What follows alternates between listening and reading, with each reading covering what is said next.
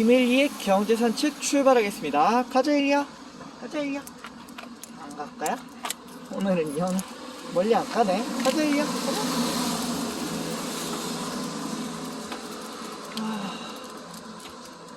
어느덧 5월이 끝나가고 있습니다. 그죠? 1년이 12달이니까 한 달이 한 8%쯤 되는데 지금 올해 약 절반 가까이가 흘러갔어요. 굉장히 시간이 빠르다는 걸 매일매일 체감할 수가 있습니다.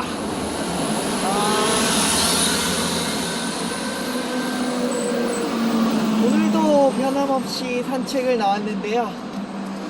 오늘 이야기할 주제는 우리나라의 컨텐츠 제작에 대한 이야기를 해볼까 합니다. 저는 이제 최근에 보고 있는 드라마가 그린 마더스 클럽이었어요. 최근에 이제 종영을 했죠. 그린 마더스 클럽이란 그 조기 교육을 다루고 있는 우리나라 K-드라마죠. 예. 약간 그 스카이캐슬의 어린이 버전 같은 느낌이 드는 그런 드라마라고 볼 수가 있겠습니다. 근데 제가 주목했던 부분이 뭐냐면요, 드라마 간접 광고에 대한 부분이었어요. 그게 뭐냐면은 이 드라마를 보는 내내 몇 회에 한 번꼴로 반드시 나오는 장면이 있어요. 애들이 거기 이제 애들이 나오는데 반드시 한 3, 4회에 한 번꼴로 특정 브랜드의 홍삼 음료를 마셔요. 그래서 엄마가 꼭 그 브랜드가 잘 보이는 방향으로 제품을 들고 애들 이걸 챙겨줘요. 그런 장면들이 이제 거의 반드시 나오거든요. 그래서 그 장면들을 보면은 사실 여러 가지 생각이 듭니다. 그래서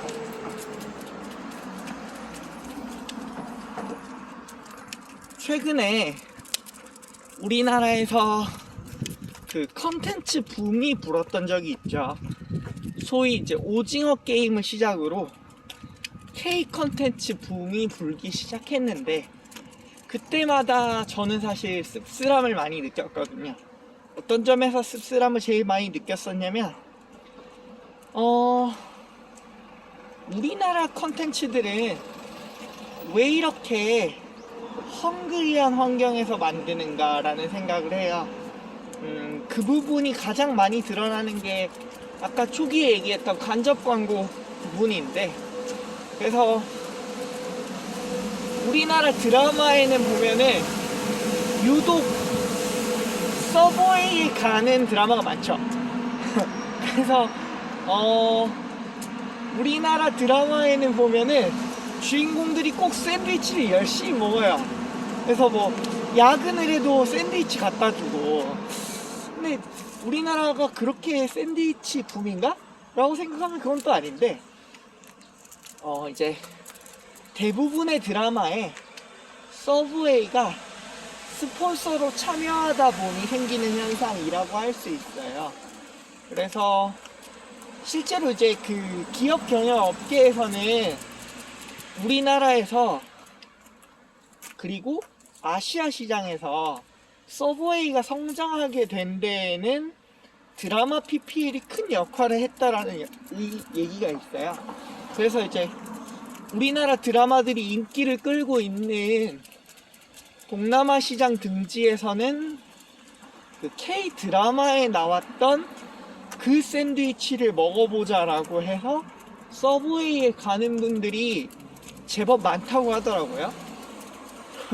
그런 점들을 놓고 보면은 우리나라는 정말 그 드라마 간접 광고 PPL의 천국이라고 할 수 있지 않을까, 뭐 이런 생각을 해봅니다.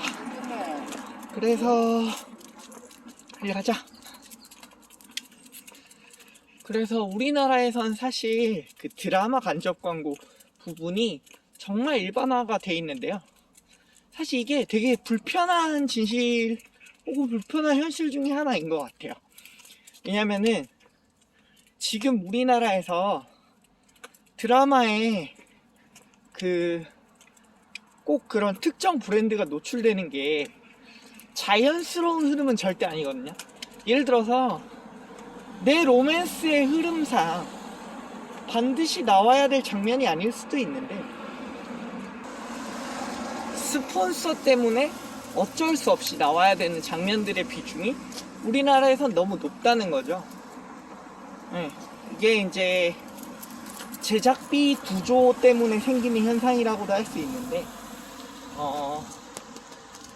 이런 제작비 구조가 이제 어떤 방식으로 되어 있는지를 설명을 대충 드리면 우리나라의 경우에는 컨텐츠를 보급하는 회사하고 제작하는 회사가 분리되어 있어요. 그래서 일종의 상하청 구조를 지니고 있죠.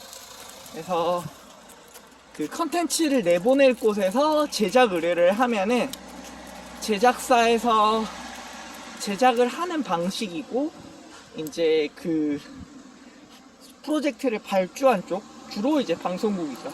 에서 제작비를 주는 방식으로 되어 있는데 방송사 혹은 이제 OTT 같은 곳에서 예전에는 어떻게 했었냐면 시청률이 어떻게 나올지 모르잖아요. 특정 드라마를 냈을 때. 그래서 일단은 리스크를 최소화하기 위해서 주로 했던 선택이 뭐냐면 제작비를 적게 주는 방식을 택했어요. 그래서 제작 실비가 한 100억쯤 된다 그러면 한 70억에서 80억 정도 밀어주고 제작비를 주고 간을 보는 거죠. 근데 그것도 뭐 일시불로 주진 않았겠죠. 그래서 우리나라에서는 제작 실비보다 제작비로 받은 돈이 적게 되는 기형적인 구조가 발생을 해요. 이 비유를 들자면 그런 거죠. 생활비를 받아서 생활을 하는데 생활비가 100만 원이 들어요. 근데 100만 원이 든다는 거 알고 있어. 근데 받기는 80만 원만 받아요. 그러면 가만히 있으면 20만 원이 늘 부족한 상황이 되겠죠. 그래서 이런 상황에서 부족한 생활비를 받는 쪽은 어떻게 해야 될까요? 긴축 정책이 들어가서 쥐어짜거나, 즉, 그러니까 우리 왜 짠테크에 들어가는 거죠. 그래서 그 덕분에 우리나라에서는 컨텐츠 제작 환경에서 맨날 밤샘 촬영도 하고 인건비도 얼마 안 주고 열정페이가 난무한다는 얘기들이 있었어요. 그게 당연한 현상이죠. 돈을 안 주니까 그래서 생기는 일인데 그 다음으로 생겨나는 현상이 알바를 뛰는 거예요. 컨텐츠를 만들면서 알바를 뛰는 거죠. 그 알바가 컨텐츠 안에 등장하는 간접 광고라고 이해를 하시면 될 것 같아요. 드라마 안에서 광고를 해줄 테니 돈을 다오. 그래서 간접 광고를 하지 않으면 제작비를 메꿀 수 없는 현실이 된 거예요. 그렇다 보니까 우리는 본의 아니게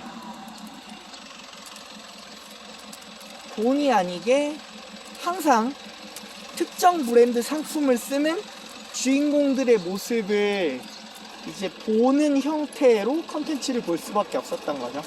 그러니까 그게 되게 슬픈 현실인데 그런 경우가 굉장히 많았어요. 예를 들면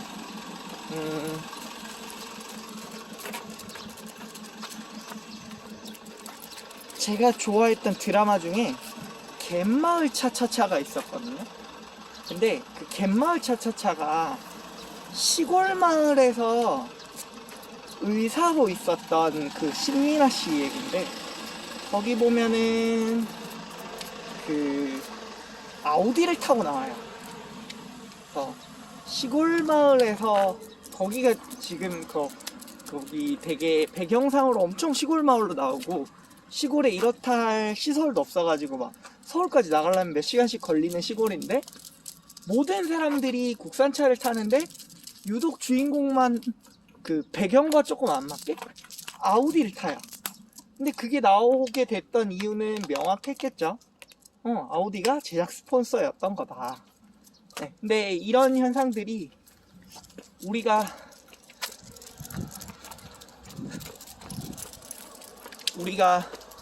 국내 드라마만 TV를 통해서 볼 때는 몰랐다가 글로벌하게 컨텐츠들을 접하게 되니까 비로소 주목이 되기 시작하는 거예요. 지금 우리나라에서 방영되고 있는 대다수의 드라마들이 글로벌 시장에 진출을 하고 있죠. 특히 넷플릭스를 통해서. 근데 넷플릭스를 통해서 세계 각국의 드라마를 보다 보면 우리나라처럼 광고로 떡칠한 컨텐츠는 전 세계 어디에도 없어요. 그러니까 제가 진짜 일부러 다양한 국가의 컨텐츠들을 그 통계 살펴보듯이 보는 편인데 우리나라처럼 대놓고 누가 광고를 했는지 알 수 있을 만큼 이렇게 그 간접 광고를 할 수밖에 없는 형태로 제작을 하는 나라들이 없거든요. 근데 이제 그것 때문에 사실 이게 컨텐츠 질을 타협하지 않아도 된다면 괜찮겠지만 지금 그 데이트를 특정 레스토랑에서 하고 주인공이 반드시 어떤 카페 브랜드의 알바를 한다는 사실이 드라마의 몰입 혹은 컨텐츠의 몰입을 해치는 정도까지 된다면 이거는 조금 문제가 있지 않나 라는 생각을 조금 해봅니다. 그래서 제가 그 생각을 자주 해요. 그래서 우리 왜 가끔 그 예전에 이명박 대통령 때 그런 얘기가 있었죠. 닌텐도가 유행하던 시절에 우리 이명박 대통령이 그런 말씀을 하셨죠. 우리나라에는 왜 닌텐도 같은 게 안 나오냐? 라는 이야기. 그래서 이 얘기들이 컨텐츠에서도 또 나와요. 요즘 들어서 나오는 얘기가 왜 우리나라에서는 오징어 게임 같은 게 안 나오냐. 넷플릭스에서는 나올 수 있었던 게 왜 KBS 드라마에서는 안 나오냐라는 얘기들이 나오거든요. 근데 가만히 생각해보면은 이해가 될 수밖에 없는 게 우리나라 같은 경우는 이게 리스크가 있고 리턴이 있잖아요. 근데 제작비를 후려쳐서 생기는 그 리스크 감소는 생태계에 별 도움이 되지 않는다는 거죠. 지금 보면은 우리나라에서는 제작비를 줄여가지고 리스크를 감당을 하고 있는데 그러면 그 줄인 제작비 혹은 흥행에 대한 리스크는 전반적으로 제작사가 지고 즉 컨텐츠를 만드는 사람들이 모든 부담을 지고 그리고 뭐 컨텐츠를 만들어서 예를 들어 성공했을 때의 열매는 그냥 방송사나 OTT들이 가져가는 구조를 지금까지 만들어 왔는데 이 상황에서 과연 제작자들이 정말 그 마음 놓고 흥행성과 작품성을 생각하면서 콘텐츠를 만들 수 있겠는가 라는 점을 생각해보면 답이 안 나오죠. 배고파 죽겠고 잘 된다고 하더라도 내가 엄청 부자가 되지는 않는데 그 기대값이 지극히 작은 상황에서 과연 성과를 낼 수 있는 사람들이 있을까를 생각해보면 명확하죠. 그래서 우리나라는 지금 대기업들은 리스크를 지지 않고 점점 작은 기업으로 갈수록 전체 리스크를 지고 있는 상황으로 각 부문별로 이어지고 있는데 과연 그 상황에서 기대값이 큰 무언가가 존재할 수 있을까를 생각해 볼 필요가 있지 않나 라고 생각을 해봅니다. 그래서 지금 그때 이제 넷플릭스에서 오징어 게임이 공개가 됐을 때 넷플릭스에서 준 그 오징어 게임의 제작비가 약 한 250억 정도 되는 걸로 그때 기사화가 됐었어요.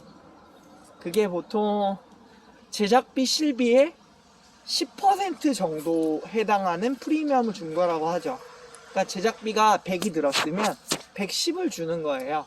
즉 제작하는 사람들이 절대로 굶지 않고 그래도 손해는 보지 않는 구조로 만들어 줌으로 인해서 그 사람들이 원하는 컨텐츠를 만들 수 있는 최소한의 장치는 만들어 줬다는 거죠.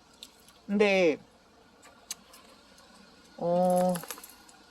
그 부분에 있어서 우리나라의 컨텐츠 관련 산업에 종사하시는 수많은 분들, 특히 방송사를 비롯한 대기업 분들은 과연 우리나라의 컨텐츠 실패를 탓할 자격이 있는가 라는 생각을 스스로 해봅니다. 그래서 저도 개인적으로 애써 주인공들이 서브웨이 샌드위치 안 먹고 특정 브랜드 피자 안 먹고 뜬금없이 홍삼 드링크 마시지 않는 정말 몰입도 높은 드라마를 보고 싶어요. 네, 그래서 그리고 스폰서를 받는다고 하더라도 좀 자연스러운 흐름에서 볼 수 있는 그런 모습들 보고 싶거든요. 그래서 단적인 예로 마블 우리 영화들에 보면은 자동차 브랜드들이 나와요. 지금의 저기 어디지? 마블 영화에는 주인공들이 아우디 차를 타거나 현대 기아차를 타거든요. 근데 그렇다고 해서 갑자기 아이언맨이 차에서 내리다 말고 역시 차는 아우디지 라던가, 아니면 스파이더맨이 길을 가다가 아 역시 현대차가 연비가 짱짱해라고 하지 않아도 되는 자연스러운 흐름의 컨텐츠를 만든단 말이죠. 근데 사실은 그게 너무나도 당연한 건데 왜 우리는 그런 컨텐츠들을 보지 못하는가, 이런 거에 대해서 저는 안타까움을 갖고 있고, 어느 정도는 이런 부분에 대한 구조적인 부분을 해결할 수 있어야 우리나라의 K 컨텐츠에도 미래가 있지 않나 라는 생각을 해봅니다. 그래서 오늘 이야기할 내용은 여기까지고요. 제가 생각하는 이런저런 것들에 대해서 공감을 하시거나 헨리의 뒷모습을 보는 게 즐거우신 분들은 구독과 좋아요 눌러주시면 좋을 것 같습니다. 그러면 오늘은 일단 여기까지만 찍을게요. 안녕. 김혜리 아빠가 앞모습 조금만 보고 마칠게요.